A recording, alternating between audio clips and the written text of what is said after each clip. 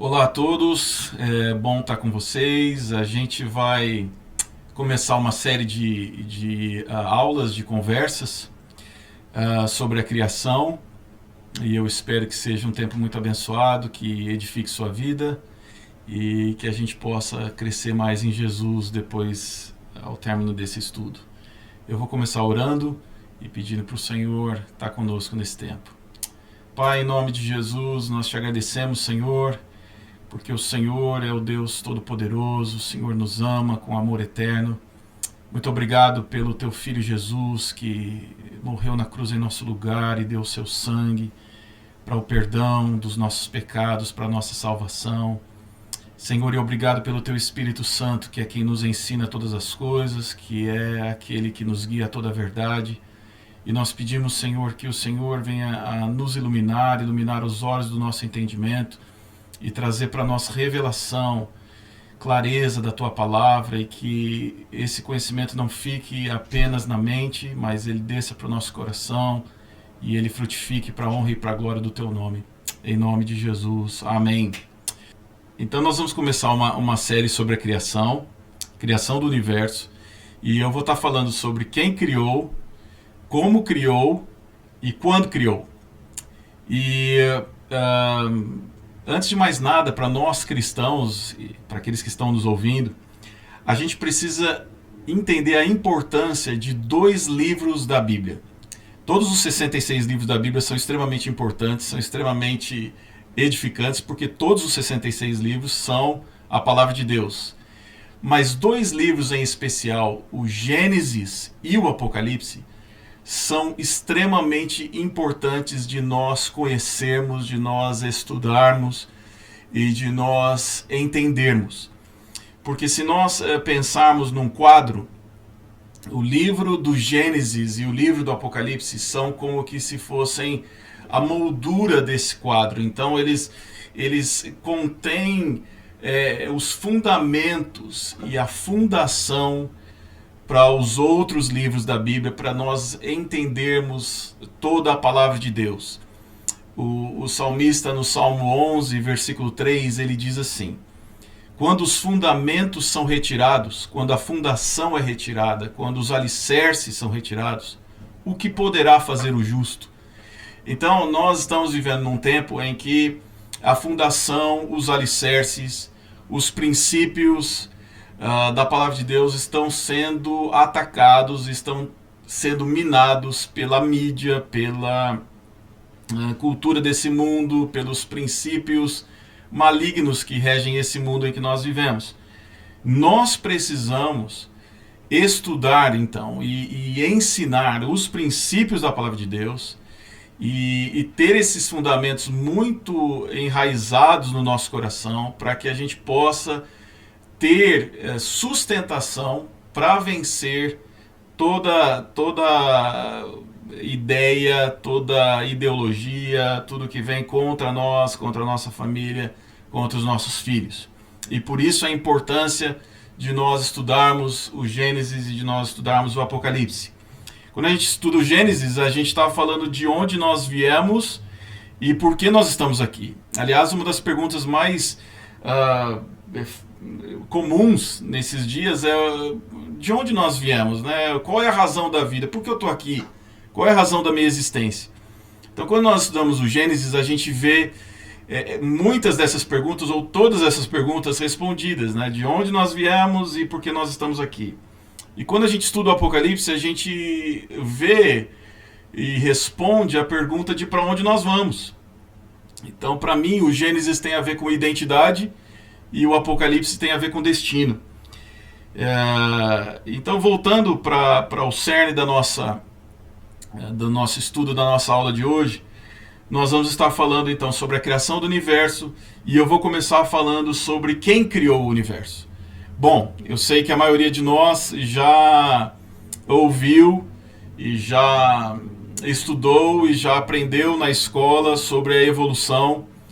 E aliás, evolução para mim é algo tão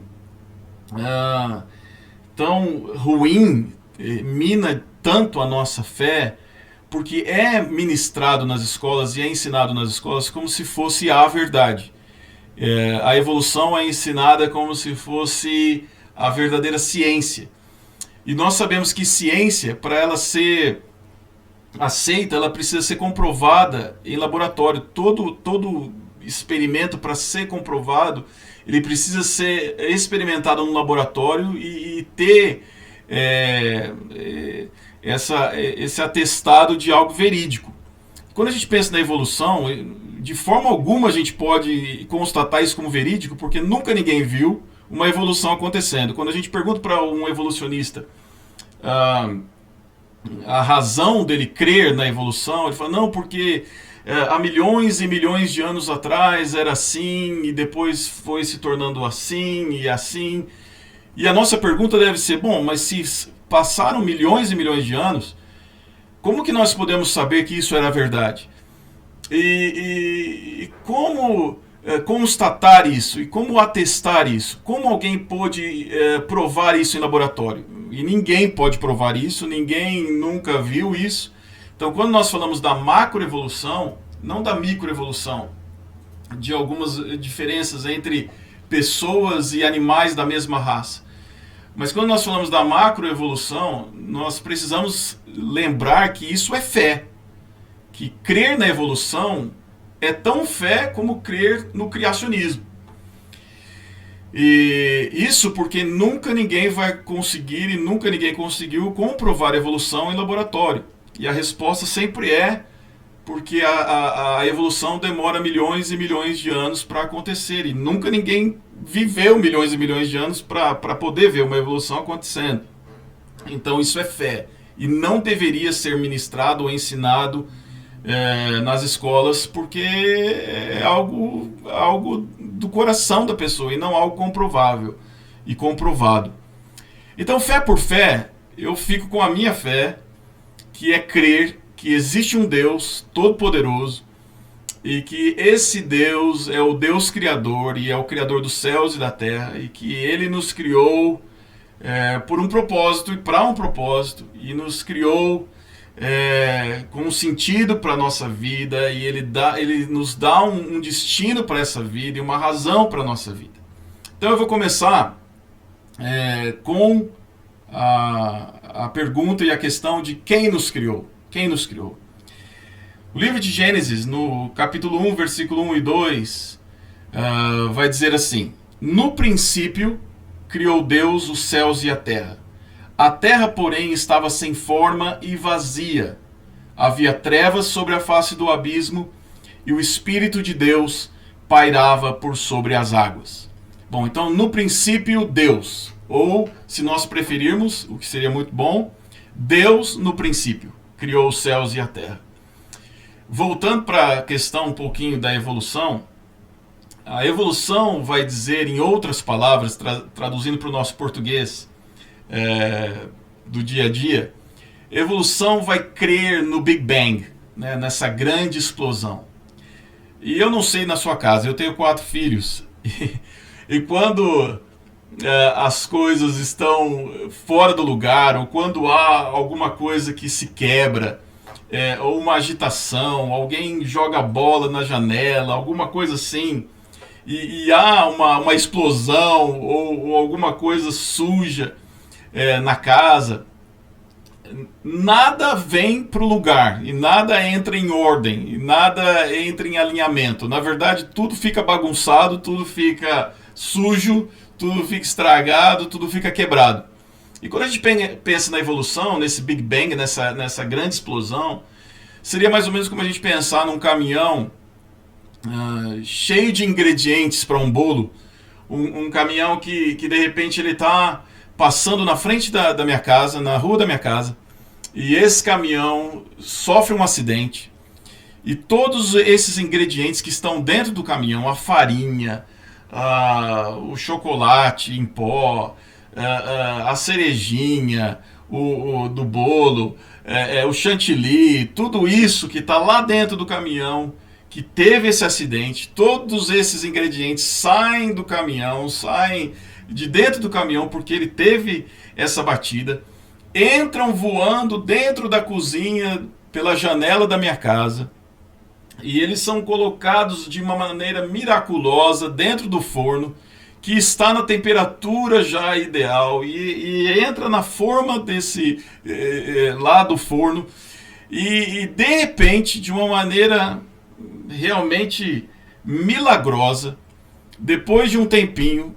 todos esses ingredientes foram colocados de maneira correta dentro dessa forma, e o chantilly foi colocado em cima, e a cerejinha foi colocada no topo, e quando a gente percebe, tem um bolo maravilhoso e delicioso feito. Para mim, a evolução é muito parecida com isso, né? De uma explosão que naturalmente seria um caos e uma sujeira e algo que não traria nenhuma ordem. Os evolucionistas entendem que dessa explosão houve ordem, houve as coisas aconteceram e ficaram nos seus devidos lugares, o que para mim é bastante absurdo. Então eu prefiro crer no que a Bíblia diz, e a Bíblia diz que Deus, no princípio, criou os céus e a terra, e que a terra era sem forma e vazia. Então, quem criou o universo, quem criou o mundo foi Deus. Que Deus? Para nós, o Deus Todo-Poderoso. Para nós, o Deus Eterno, o Deus que sempre existiu. O Criador que não foi criado, que é uma das definições de Deus. Deus, o Pai, o Todo-Poderoso, Ele criou os céus e a terra. E a palavra no hebraico é Elohim. El significa o Deus forte.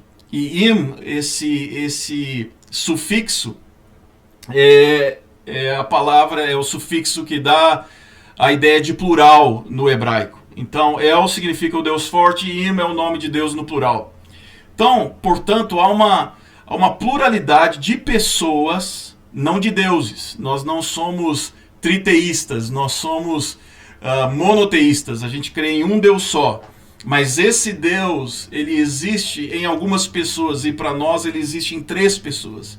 A Bíblia está dizendo, através dessa palavra no hebraico, Elohim, que existe uma pluralidade de pessoas na Santíssima Trindade. Então nós cremos que quem criou o universo, quem criou os céus e a terra, foi o Pai, Deus Pai, Filho e Espírito Santo. Em uma última análise, em uma última instância, o Pai é o Criador e o Filho de Deus, Jesus Cristo, que é a palavra eterna, que é a sabedoria do Pai, que estava com o Pai desde o princípio e na criação de todas as coisas, ele participou dessa criação junto com o Pai e junto com o Espírito Santo. Numa última análise, o Criador é o Pai. Quando nós olhamos para o livro do Apocalipse, no capítulo 4 de Apocalipse, o Pai é adorado por ser o Criador. E no capítulo 5, o Filho é adorado por ser o Redentor, por ser o Salvador, por ser quem trouxe a criação de volta para o plano original de Deus. Então, o Pai Criador criou através do Filho, que é Jesus Cristo, que é a palavra eterna, que é a própria sabedoria do Pai. E como que nós sabemos que Jesus, o Filho, é a sabedoria do Pai? Em Provérbios 8, 22, a Bíblia vai dizer assim: o Senhor me possuía, como que Jesus dizendo, o Senhor, o Pai, me possuía no início de sua obra, antes de suas obras mais antigas. E os versículos 26 a 30 vão dizer assim: ainda ele não tinha feito a terra, nem as amplidões, nem sequer o princípio do pó do mundo. Quando ele preparava os céus, aí estava eu. Quando traçava o horizonte sobre a face do abismo, quando firmava as nuvens de cima, quando estabelecia as fontes do abismo, quando fixava ao mar o seu limite, para que as águas não traspassassem os seus limites, quando compunha os fundamentos da terra. Então eu estava com ele, Jesus estava com o Pai, e era seu arquiteto, dia após dia. Eu era as suas delícias, folgando perante ele em todo o tempo. O apóstolo João, que foi talvez o amigo, possivelmente o amigo mais chegado de Jesus aqui na terra, João vai dizer no capítulo 1, versículos de 1 a 3, no princípio era o verbo, era o logos, era a palavra de Deus, a palavra do Pai. E o verbo, a palavra, o logos, que é Jesus, estava com Deus, com o Pai. E o verbo era Deus. Ele não era um Deus, ele não era um Deus inferior. Ele era Deus juntamente com o Pai e com o Espírito Santo. E João vai continuar dizendo assim: ele estava no princípio com Deus. Todas as coisas foram feitas por intermédio dele. Então todas as coisas foram feitas por intermédio de Jesus. E sem ele, sem Jesus, nada do que foi feito se fez. E no versículo 10, a Bíblia diz: o verbo, o logos, a palavra, estava no mundo. O mundo foi feito por intermédio dele, mas o mundo não o conheceu. Então, o Pai, Deus Pai, foi o idealizador da criação do universo, da criação do mundo. Ele criou através do Filho, da palavra, do Logos. Então, o Pai idealizou, o Filho verbalizou a ideia do Pai, e o Espírito Santo executou e concretizou e realizou. Em Efésios 3:9, o apóstolo Paulo diz assim: e manifestar qual seja a dispensação do mistério desde os séculos, oculto em Deus, que criou todas as coisas. Oculto em Deus, que criou todas as coisas. E Paulo também em Colossenses 1:13-17 diz: ele nos libertou do império das trevas, ele, o Pai, nos libertou do império das trevas e nos transportou para o reino do Filho do seu amor, para o reino de Jesus, no qual, em Jesus, temos a redenção, o resgate e a remissão, o perdão dos pecados. Este Jesus é a imagem do Deus invisível, do Pai, o primogênito de toda a criação. E aí Paulo diz algo muito precioso. Ele diz assim: pois nele, pois em Jesus, foram criadas todas as coisas, nos céus e sobre a terra, as visíveis e as invisíveis, sejam tronos, sejam soberanias, quer principados, quer potestades. Tudo foi criado por meio dele e para ele. Tudo foi criado por meio de Jesus e para Jesus. Ele, Jesus, é antes de todas as coisas, e nele, em Jesus, tudo subsiste. E o autor de Hebreus, no capítulo 1 e 2, ele diz: havendo Deus outrora, em outro tempo, Deus falou de muitas vezes e de muitas maneiras aos pais pelos profetas. Nestes últimos dias, nos falou pelo Filho, por Jesus, a quem constituiu herdeiro de todas as coisas e pelo qual também fez o universo. Então o autor de Hebreus também está deixando claro que quem criou todas as coisas foi o Pai, através do Filho, através de Jesus. Então nós falamos do Pai, que o Pai é o Criador por excelência. Nós falamos do Filho, que o Filho é a palavra, é o Logos, através do qual o Pai liberou as suas ideias de criação. E agora a gente vai falar um pouquinho sobre a presença e a pessoa do Espírito de Deus, do Espírito Santo na criação. O Espírito Santo foi o primeiro a se mover na criação. Ele, o Espírito de Deus, se movia sobre as águas, sobre a face das águas. A terra estava, como diz o hebraico, no hebraico a expressão é tohu e bohu, que significa confusão e vazio. Tohu e bohu, confusão e vazio. E no português a gente traduziu por sem forma e vazia. Então, essa cena da terra, do começo da criação, é mais ou menos como o vale de ossos secos lá, desculpe, de Ezequiel 37. Era uma massa confusa, uma massa sem forma e vazia. E como que a gente pode pensar? Será que pode haver vida? Será que pode haver beleza de uma massa que foi também criada por Deus? Uma massa no começo sem forma e vazia? Será que dá pra gente imaginar que um mundo lindo poderia vir desse caos, né? Uma outra expressão para essa massa sem forma e vazia é o caos. O mundo era o caos, a terra era o caos.